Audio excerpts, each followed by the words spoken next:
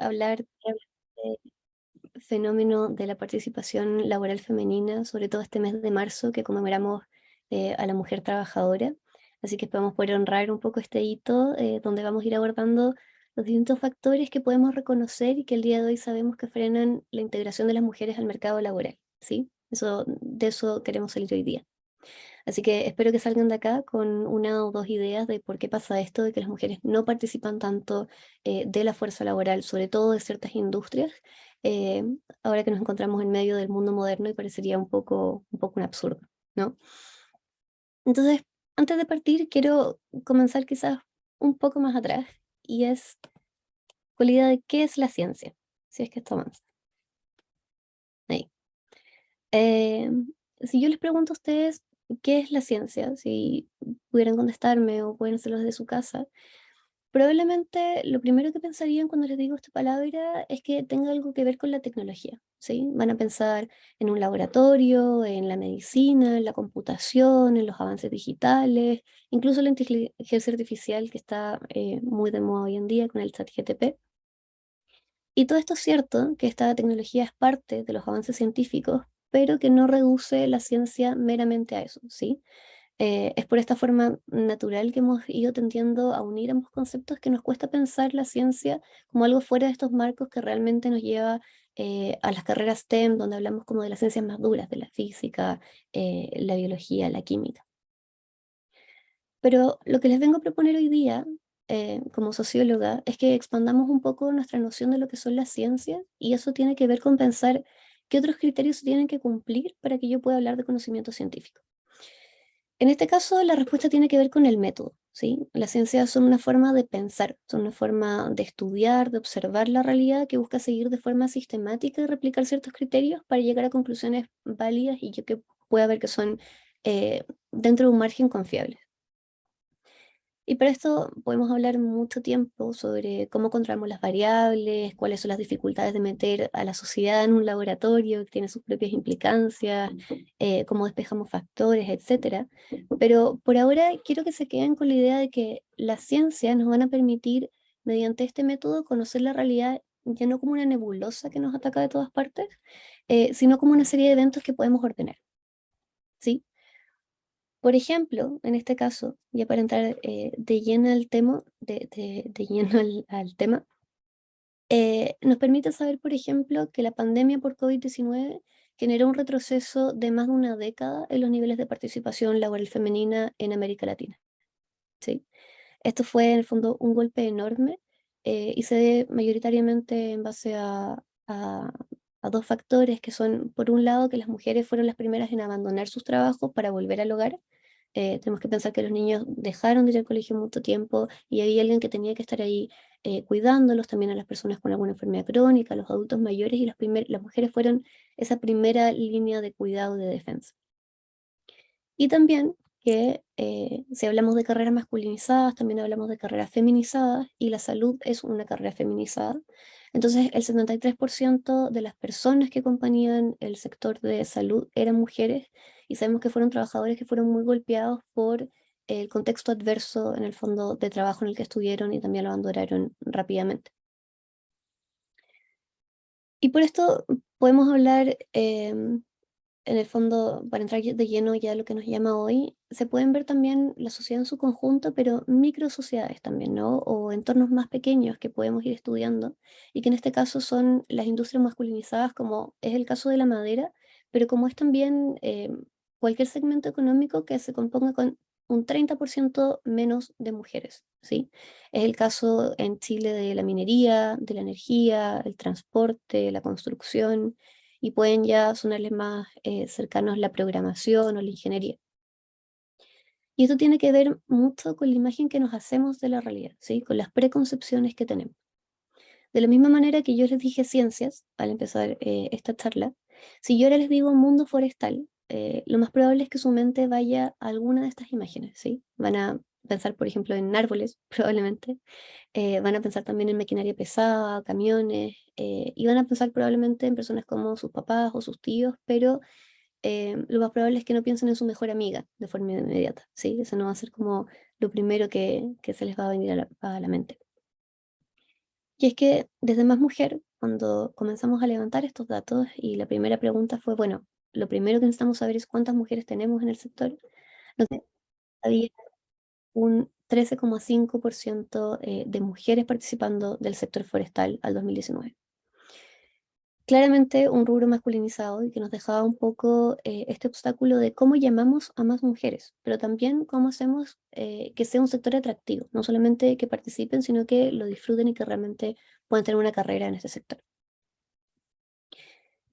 Y acá en realidad hay algo de profecía autocumplida, porque lo que comienza a ocurrir es que cuando mostramos una industria, como pasa mucho con las carreras STEM, por ejemplo, que son poco diversas, que tienen pocas mujeres, poco flexibles o que tienen el mismo perfil en general de trabajadores, las mujeres también comienzan a percibirlas como poco atractivas y empiezan a integrarse cada vez menos, ¿sí?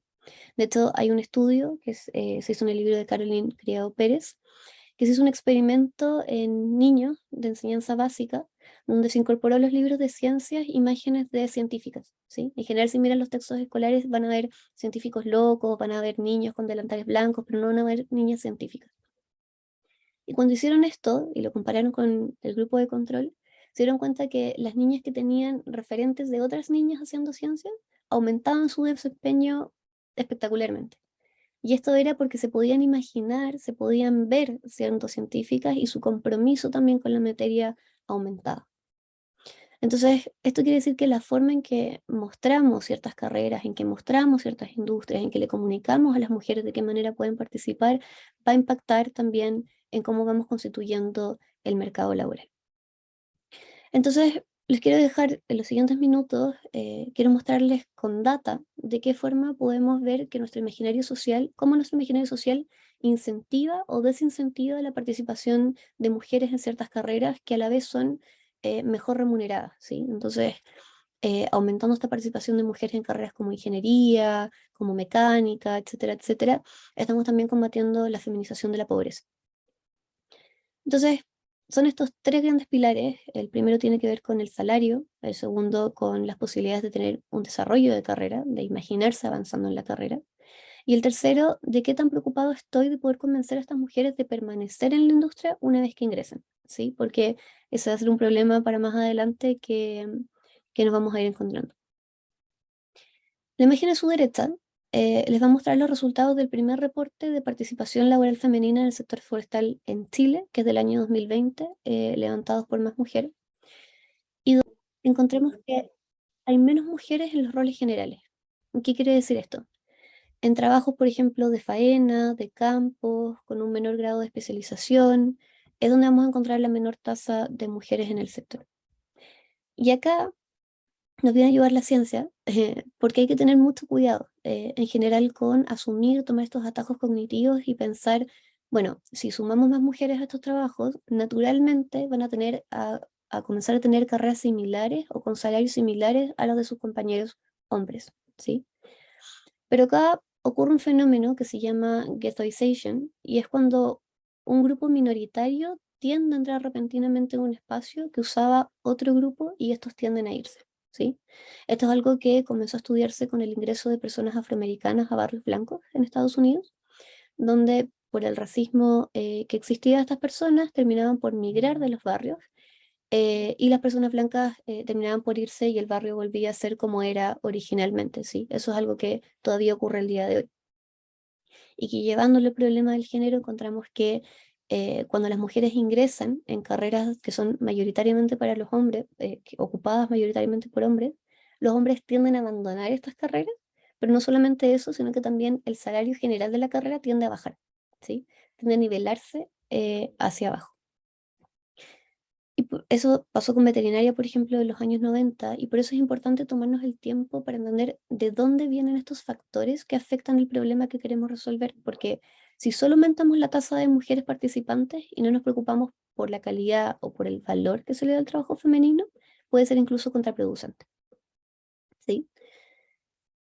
Y ahora, además, claramente esto no tiene que ver solamente con la inmigración, que es algo a lo que poner atención, sino también con otros factores donde uno de los más fuertes y los más arraigados en nuestra cultura es el de la maternidad, ¿sí?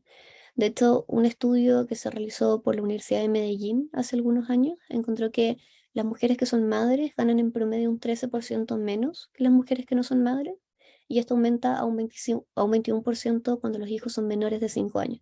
Entonces vemos un gran impacto en el fondo de la tenencia de hijos dependiendo del género. Y esto tiene que ver con un tema que también estudió el PNUD, con las preconcepciones y cómo percibimos cómo cambia la productividad de hombres y mujeres en relación al hogar, que ellos le llamaron el bono por paternidad y el castigo por maternidad, ¿sí? Donde se encontró que al tener un nuevo hijo, los salarios de los hombres tendían a aumentar y los de las mujeres tendían a estancarse. ¿Y por qué pasaba esto? Porque llegaba en el fondo un trabajador y decía, voy a tener un nuevo hijo, y se asumía que tenía más responsabilidades de proveer, ¿sí? De mantener a una familia que era más numerosa. En cambio, en la mujer pasaba que cuando dice, voy a tener un nuevo hijo, el salario se estanca porque se persigue que va a tener menor disponibilidad de tiempo, no va a poder asumir las responsabilidades que tenía antes, no va a poder estar tan dispuesta al trabajo como lo estuvo previo al embarazo, y eso claramente tiene que ver con cómo percibimos todavía estos roles de género muy estereotípicos de el proveedor y la cuidadora, ¿sí? Pero además, como ven ahí, el último punto es la disponibilidad de tiempo. Esto está muy de la mano con lo que les menciono de la familia y de las brechas salariales. De hecho, hoy día en Chile salió uno de los últimos datos respecto a brecha salarial entre hombres y mujeres, y es una brecha de un 18%, ¿sí? Lo que pasa es que la gente en general, cuando piensa en la brecha salarial, piensa en la brecha que aparece en el contrato, ¿sí? Como en ese sueldo base.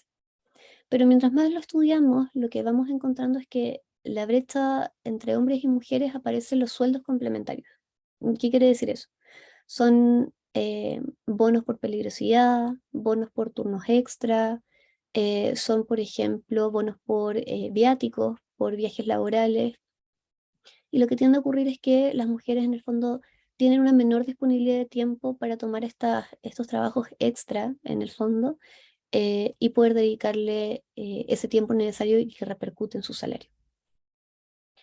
Entonces, quiero resumir toda esta bomba de información en el fondo, en este diagrama, eh, que es que en general cuando pensamos en contratar una nueva persona o una experiencia de trabajo, pensamos, por ejemplo, en la experiencia. Queremos alguien que tenga 3 a 5 años de experiencia de trabajo en el rubro. Queremos alguien que tenga antigüedad, alguien en el fondo que ya lleve un tiempo en la empresa, que sepa de lo que está hablando, que no haya que formar de cero. Y también que esté formado, ¿sí? Que haya estudiado, ojalá en la materia, que se haya especializado, etcétera. Y esto es verdad, pero es verdad particularmente para el caso de los trabajadores, ¿sí? Y es lógico porque en el fondo es la población que más ha estudiado, es la población, la fuerza laboral que más tiempo lleva en el campo, pero donde mientras más estudiamos a las trabajadoras, más estudiamos cómo se comportan las mujeres en el trabajo, vamos encontrando que aparece una segunda ola de variables, ¿sí? Que tiene que ver con el cuidado y con la necesidad de conciliar la vida familiar y el trabajo. Y así van apareciendo entonces dos desafíos importantes, que es la primera, la de integrar a los hombres al cuidado, porque lo que ha pasado es que estos últimos 50 años la mujer se ha integrado al mercado laboral, pero el hombre no se ha integrado al hogar. Y eso hace que el tiempo sea muy dispar, que la densidad de las tareas sea muy dispar y las mujeres no puedan en el fondo realizar todas estas tareas en un día. De hecho, el ENUD le llama días de 25 horas porque no alcanza a condensar la cantidad de tareas que las mujeres tienen. Y ahora, bueno, para no extenderme tanto más sobre este tema, por supuesto sabemos que no es solamente el salario lo que afecta a que una mujer decida qué carrera estudiar o no estudiar, ¿no? Sino que tiene también que ver con un tema de oportunidades y desarrollo de carrera. Y acá a lo que me refiero con esto es que si ven a su derecha van a ver un gráfico donde encontramos cuáles eran las tasas más contratadas por el sector forestal en Chile en 2019 y cuál era la tasa de niñas y adolescentes que lo estudiaban. Y en general vamos a ver que no es más de un 3%, ¿sí? Lo que ya es complejo en términos de entender que no tenemos una población de mujeres educativamente muy formadas en el fondo para entrar en estos roles, pero que se agrava aún más cuando empezamos a estudiar algo que se conoce como el fenómeno de la cañería rota, ¿sí? Y este fenómeno tiene que ver con que del paso en que las niñas estudian estas carreras hasta que se integran a sus primeros trabajos, tenemos esta gotera, en el fondo, donde las mujeres van dejando los estudios y van prefiriendo otros estudios más feminizados que sean más compatibles con su proyección de vida, con formar familia, que sean menos hostiles, que las integren de manera más rápida y más fácil. Y por eso necesitamos empezar realmente a verlas no solamente, que las niñas empiecen a ver esto no solamente como una posibilidad, sino también como una oportunidad en estas carreras, ¿sí?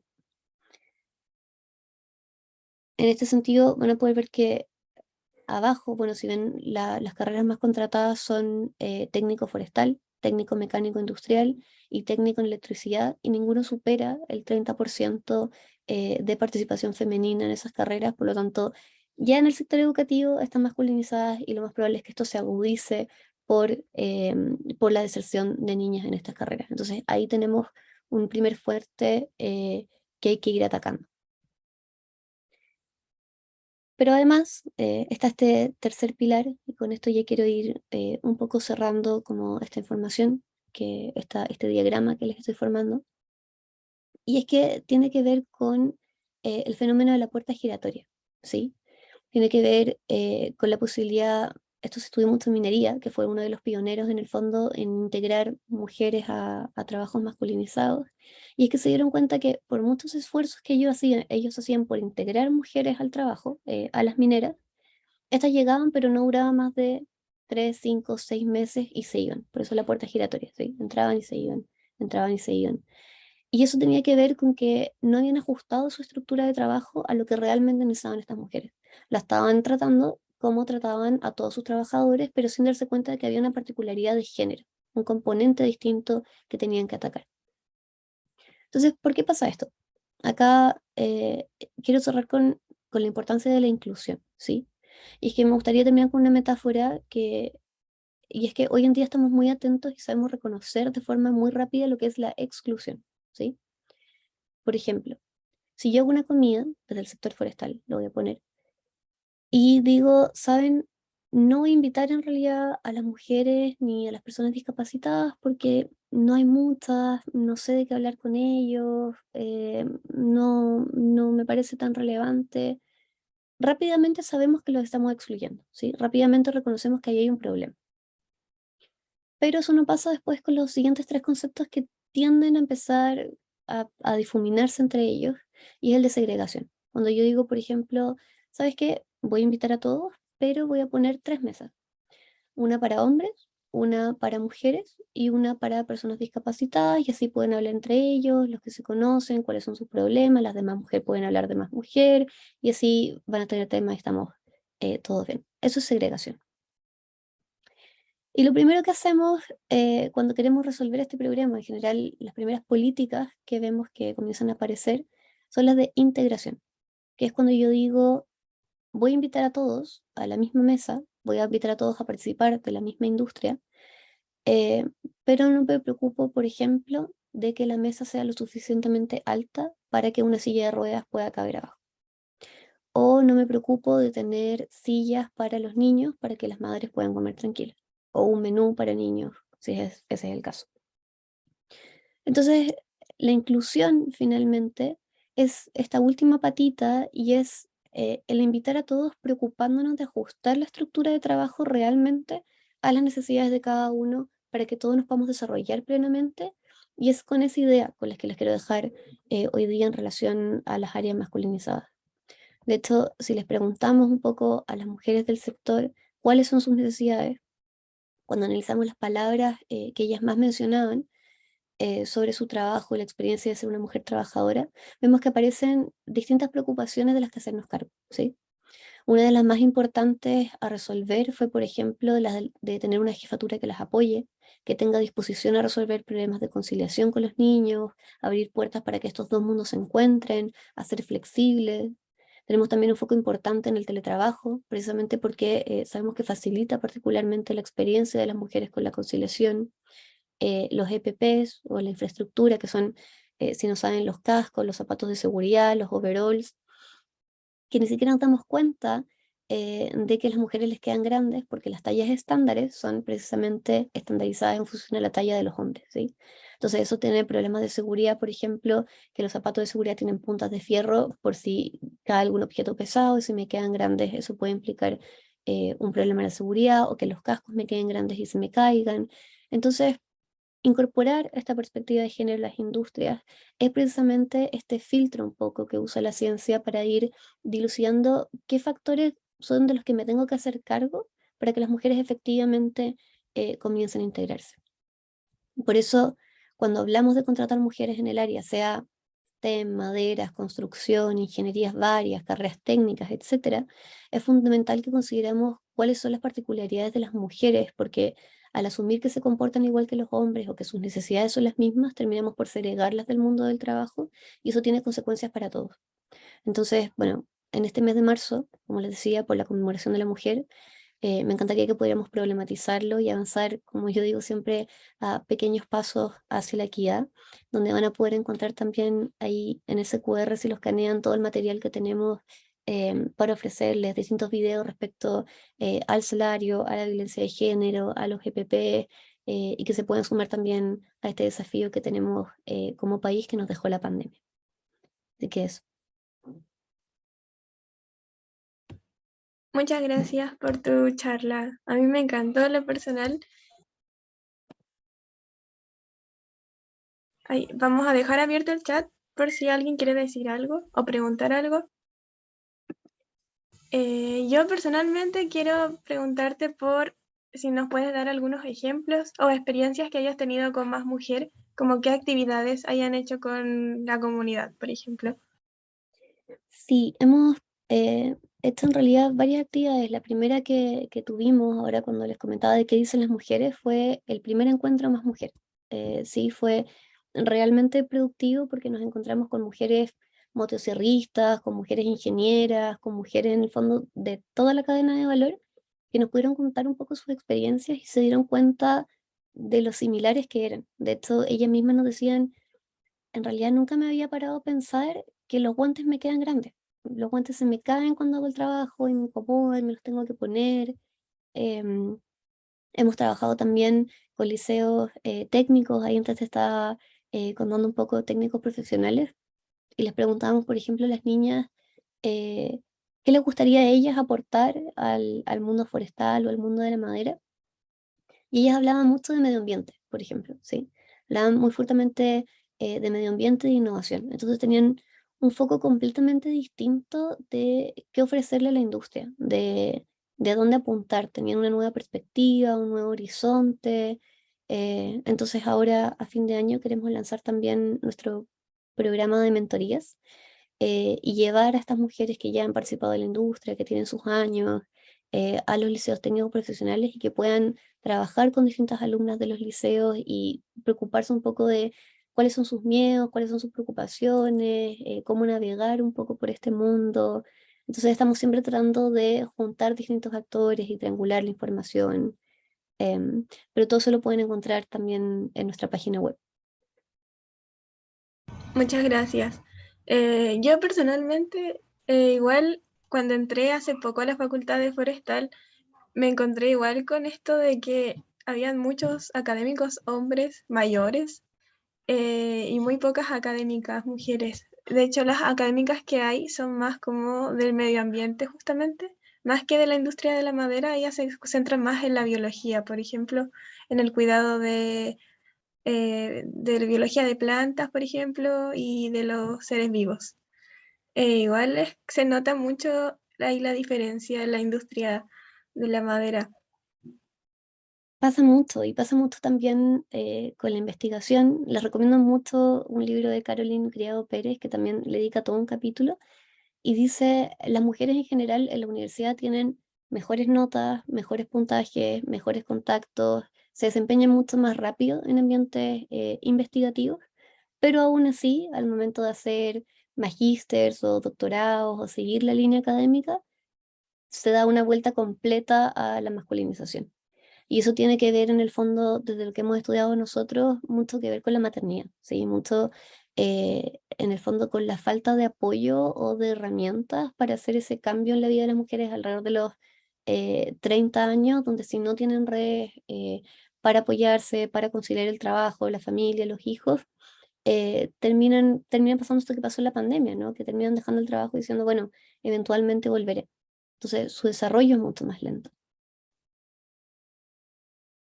Pero es claro, algo que pasa, se ve mucho más fuertemente en la industria, pero ahí si ponen atención en todos los espacios se van a dar cuenta que pasa. Gracias. No sé si alguien más quiere comentar o preguntar algo. No aportar algo.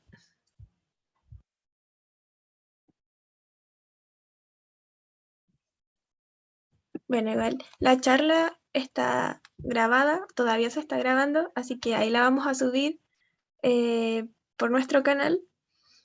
También lo vamos a compartir si es que ustedes lo quieren subir también a su canal. Sí, Y bueno, muchas gracias por tu charla. A mí me gustó mucho. También me gustó eso de que los referentes de cuando somos pequeñas, hay pocos referentes. De hecho, en la industria de la madera, más todavía.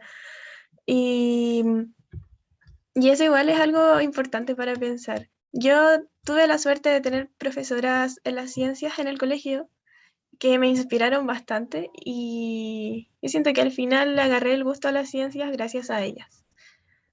Así sí. que muchas gracias por presentarnos lo que haces y lo que hacen.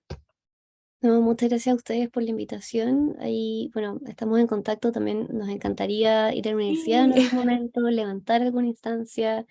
Y precisamente esto que dices de las mentoras, ahí tenemos un post de mujeres importantes en el mundo forestal y poder ir socializando también un poco de qué se trata todo esto. Así que eh, en realidad muchas gracias por la instancia, justo en este mes de marzo, que significa un montón desde este programa. Nos vamos a ir a seguir al tiro a Instagram. A Excelente. más mujeres. Muchas gracias. Muchas gracias a ti, que estés muy bien, Cristóbal también, Igual, María. igualmente. Nos vemos. Nos vemos. Adiós.